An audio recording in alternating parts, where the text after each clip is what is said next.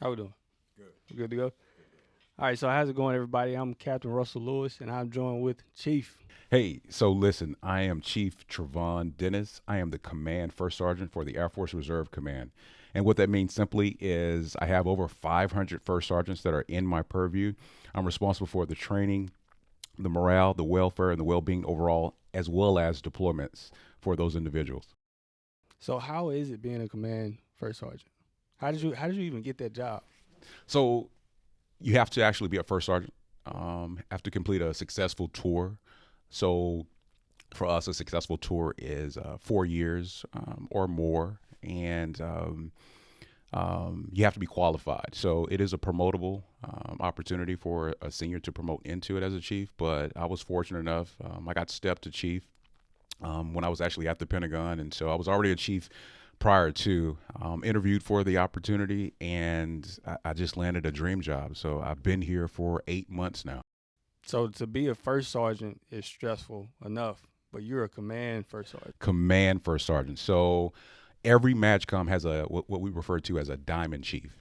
And so there's not a lot of us around. There's a few for those very large organizations, within RegAF, but by and large, again, every MAGCOM has one. And so to be among one of those individuals that stands along my brothers and sisters in the diamond fold, it's a tremendous honor. But again, we handle a lot of things at the policy level piece. And so I coordinate with the commandant down at the First Sergeant Academy, down in Maxwell. I'm talking to the command chiefs. We have 43 command chiefs within our installation, or excuse me, under our command. And so I'm constantly working with them to make sure that we're doing what's absolutely best for our members at large. Yeah, a lot. It's a lot. It's a lot, but it's exhausting, but it's exhilarating as well. Looking back, not knowing my path, my direction of where I really wanted to go, and looking ahead, beyond just looking backwards. I want to just give back. So that's what's important to me right now. Right. Where are you from originally? So surprisingly, originally born and raised Macon, Georgia. What? So just right up the road. So this was a homecoming for Yeah. sure.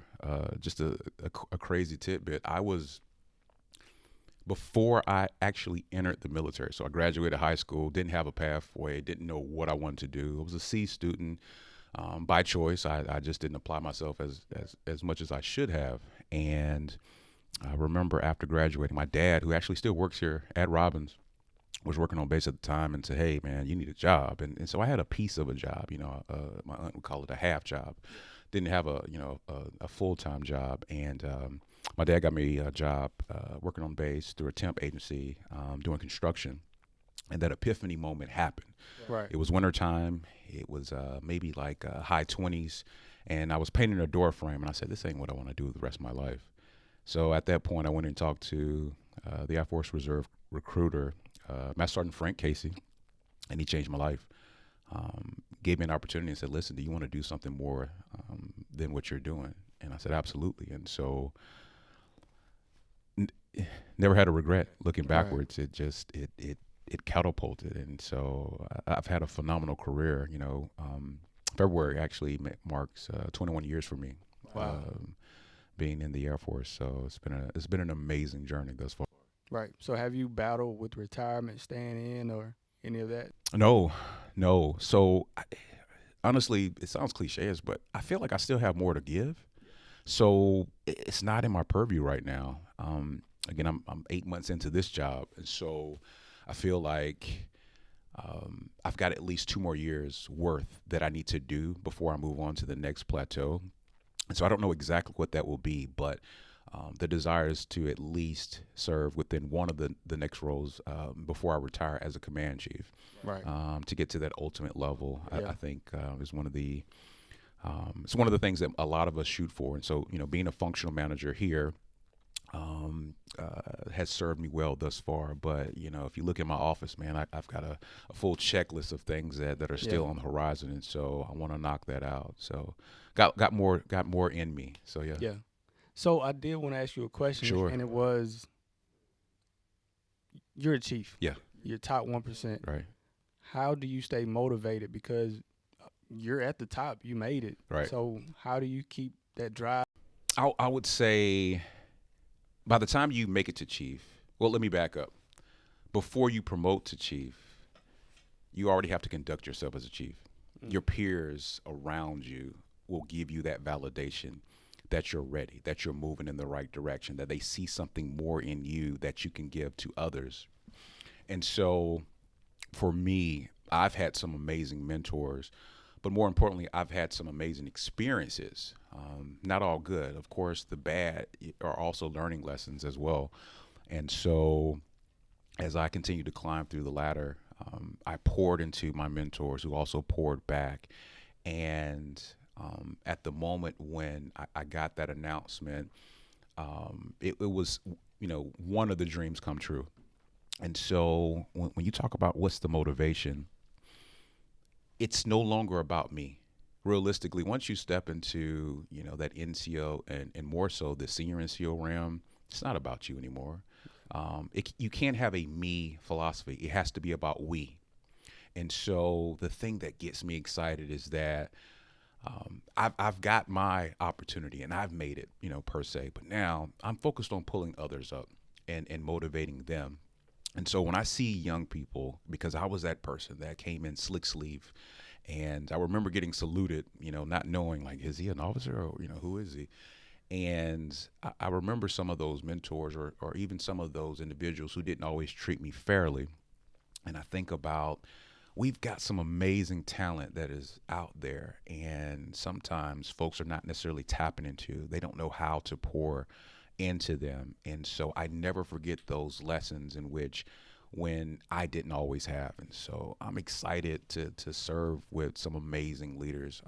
I have an amazing boss who, during our first official sit down, I had my checklist and I was coming in and I said, hey, Chief, so here's some of the things that I want to do, within my tour. And I was just kind of going through, and probably within 5 minutes, he stopped me and says, hey, Chief, you're a chief. Just run. He said, I've been watching you, and nothing you've done thus far has made me question your judgment, your leadership. So run. If you veer off course, I'll stop you. But don't worry about that. In reference to the additional things that I think that it takes to be a chief, more so even just a great leader. Because again, chief is internal. Every AFSC doesn't yield that opportunity to go all the way, especially for a reserve member. So you start with discipline. Think about this. When's the last time you seen a well-dressed, lazy airman? Mm. You almost it's almost like an oxymoron, Yeah. but your discipline starts within your work ethic and who you are, how you carry yourself. And so that's your foundation, one of your principles. Additionally, I would say patience Okay. is key. There's going to be times where we get frustrated and the old saying, hurry up and wait. And I don't even understand why people get upset. I mean, you're still getting paid to wait, so why are you upset about the little things? There's never a reason um, to offset an environment just because you're not patient within who you are. And so um, there's several other nuggets. I could throw tons of things at you, but again, those are just core fundamentals. One of the last things I would probably say is hard work is hard. There's levels, no matter what. And so once you reach those milestones, if you will, that first one for an enlisted member is going from senior airman to staff sergeant. That's big. But at the same time, so what? Now what? What's next? Just because you've armed yourself from a skill level perspective, can you compete against your other brothers and sisters in arms, maybe within the joint fight? Do you know as much as they do? And so there is always an internal competition to make sure that you're ready to go. Because what I understand within my position, I represent every first sergeant um, under the command, and so I have to make sure that I'm tight. Not necessarily perfect, but I've got to strive to be better each day, to give my absolute all, because that's what the job is. That's the expectation. It's no longer just a job. This is a lifestyle. And when we step outside of that gate, those individuals, those civilians, they look up to us as heroes. And at a moment's notice, if something were to happen, let's say that we're just at the grocery store, they expect us to jump into action. And so I don't take that lightly. So What are